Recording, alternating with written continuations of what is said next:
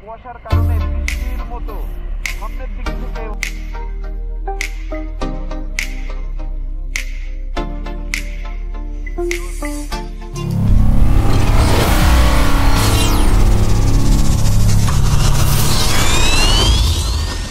Hello বন্ধুরা, আসসালামু আলাইকুম।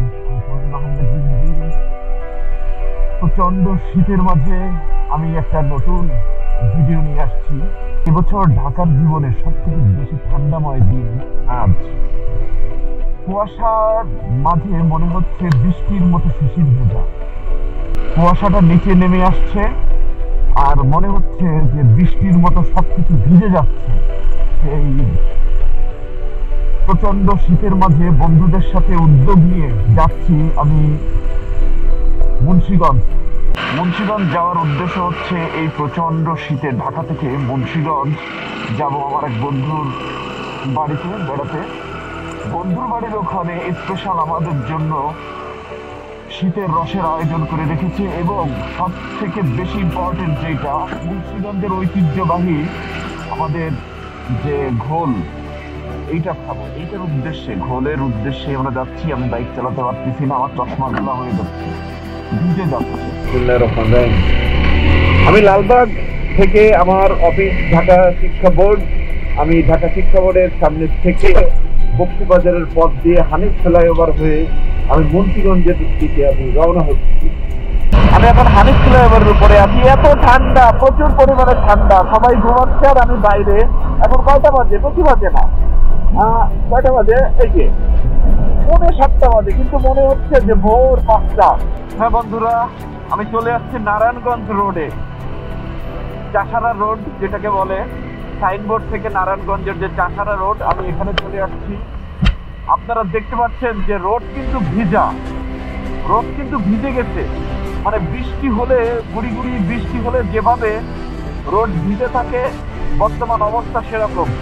মানে এত পরিমাণ কুয়াশা যে কুয়াশার কারণে বৃষ্টির মতো সামনের দিক থেকে ওই বৃষ্টির মতো ওই কুয়াশার যে ভেজা যে আর্দ্রতা, সেগুলো সামনের দিকে আসছে। আমি ভিজে যাচ্ছি। আর 3রা জানুয়ারি 2025 সাল, গতকালকে ছিল 2 জানুয়ারি, আজকে 3 জানুয়ারি। এই 2টা দিন সবচেয়ে শীতের প্রকোপ সব থেকে বেশি। গতকালকে আমরা শীত টের পেয়েছি, ঢাকার এবছরের সব থেকে বেশি শীত। আর আজকেও শীতের কথা তো বলতেই পারছি না যে সূর্য আজকে আমরা দেখতে পাবো কি পাবো না, সূর্য উঠবে কি উঠবে না, এ ধরনের আমরা কিছুই জানি না। তবে এখন কয়টা বাজে?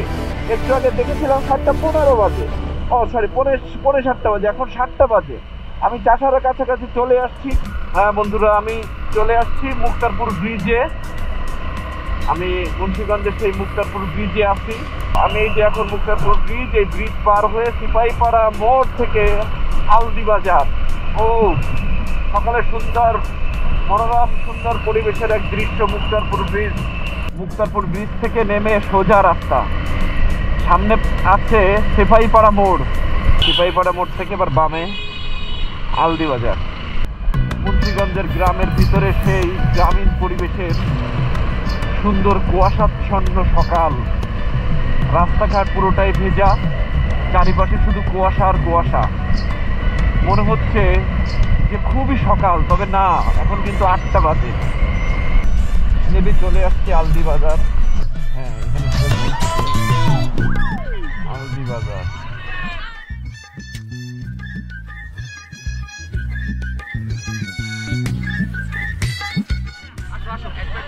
কিরে বন্ধুরা, এত বোতল ভরা কেন? ধরো। ও চলে আসছে আলদি বাজার, তাই না বন্ধু?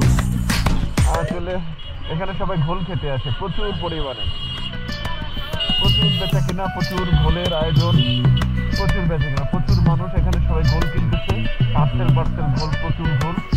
আলদি বাজারে সেই মুন্সিগঞ্জের ঐতিহ্যবাহী ঘোল।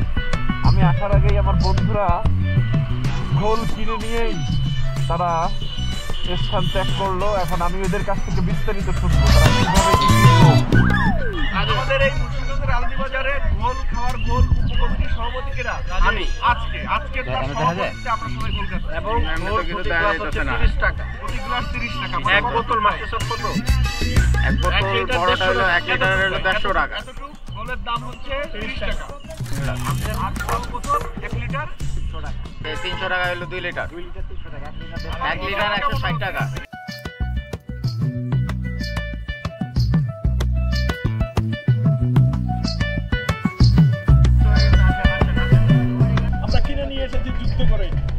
আলদিবাজার থেকে ঘোল খাওয়া শেষ। এখন এই ঘোল খাওয়া শেষ করে আমরা যাচ্ছি আমরা শীতের ঐতিহ্যবাহী রস খেতে।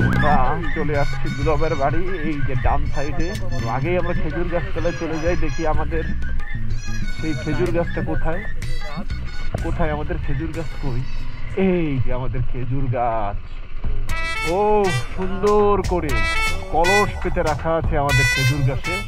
পুরোটাই একদম পুরো এমন ভাবে আটকানো যে বাদুড়ে যেন আর খেতে না পারে, নিপা ভাইরাস যেন আমাদের কোনো রকম ভাবে আক্রান্ত করতে না পারে, সেই ব্যবস্থা করে রাখা। এখন কি তোমার মনে হয় তুমি খাবার খেজুরের রস? হ্যাঁ হ্যাঁ, অবশ্যই খাবো। তুমি তো মানা করেছিলে। আমি তো ভয় দিয়েছিলাম, কারণ গতবারও আমরা এই পদ্ধতিতে খেয়েছিলাম। খেজুরের রস পেরে খাবো। আমাদের দুলাভাই নিজ হাতে খেজুরের গাছ কাটে, শুধু আমাদের জন্য। শুধু আমাদের জন্য এই গাছটা কাটা হয়, আমরা রস খাই। আমাদের জন্য সেই সুন্দর ব্যবস্থাও করে ফেললো কয়েক মিনিটের ভিতরে। আমাদের দুলাভাই যে কত কষ্ট করতেছে।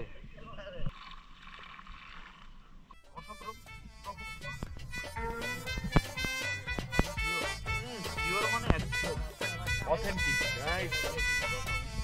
এই যে রস,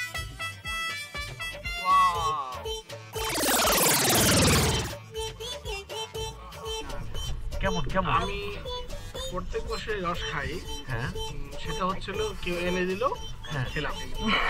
আর এবছর মনে হচ্ছে যে আমি একদম মানে গাছ থেকে 3 জনে মিলে, প্রথম হচ্ছে মাস্টার উপরে উঠেছে, পরে রাজেশ ধরছে, 3বার আমি ধরছি। ঠিক আছে, গাছের থেকে নামায়া সরাসরি খাওয়ার এই ফিলিংসটা অনেক বছর পরে পাইলাম। লাস্ট তুমি এরকম ফিলিংস কবে পাইছো? আরো 5 বছর আগে। 5 বছর। কোথায় এটা স্থান, কোথায় ছিল? সেটা হচ্ছে তোমার শরীয়তপুর। ও, দেখলা তুমি শরীয়তপুর যে ফিলিংস পাও, আমরা ঢাকায় থেকেই সেই ফিলিংস পাই। ঢাকার সন্নিকটেই আমাদের দুলাভাইয়ের বাড়ি। বলো ইমাম সাহেব।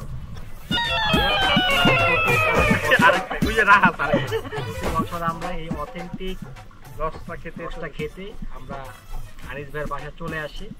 অবশ্য আমার তো এক্সপিরিয়েন্স নাই যে অন্য কোথাও লোকালি খাওয়ার। আমরা অথেন্টিকটা এখানে আসলে খাই, এবং এখানে এসে এটা যে একটা পিওর যে একটা স্বাদ আমরা এখান থেকে নিতে পারি, রসের যে অরিজিনাল ঘ্রাণ। তারিফ সাহেব বলুন। অনলাইনে আছে পিওর অরিজিনাল ফাটাফাটি। এরকম রস লাস্ট আপনি কবে কোথায় খেয়েছেন? কোনদিন না। ও, এটাই জীবনের প্রথম? এই প্রথম আপনি এরকম অথেন্টিক রস খাচ্ছেন। এর জন্য কাকে ধন্যবাদ জানানো উচিত আপনার?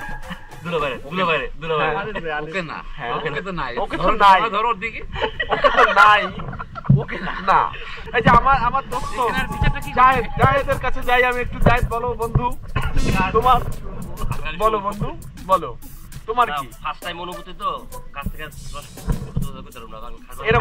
এরকম অনুভূতি আর কখনো কি আগে পরে পাইছেন বন্ধু? স্থানীয় ভাষায় কই শুদ্ধ কেনা থেকে সরাসরি পায়রা খাওয়ার স্বাদ অনেকদিন পরে নিলাম। লাস্ট কবে নিয়েছিলেন? লাস্ট প্রায় 12-13 বছর আগে। ও, অনেক বছর আগে। তার মানে স্বাদই ভুলে গেছিল। 12-13 বছর পরে এসে রস খাওয়ার স্বাদ আবার সে ফিরে পেল। এই হচ্ছে কি আমাদের উদ্যোক্তা।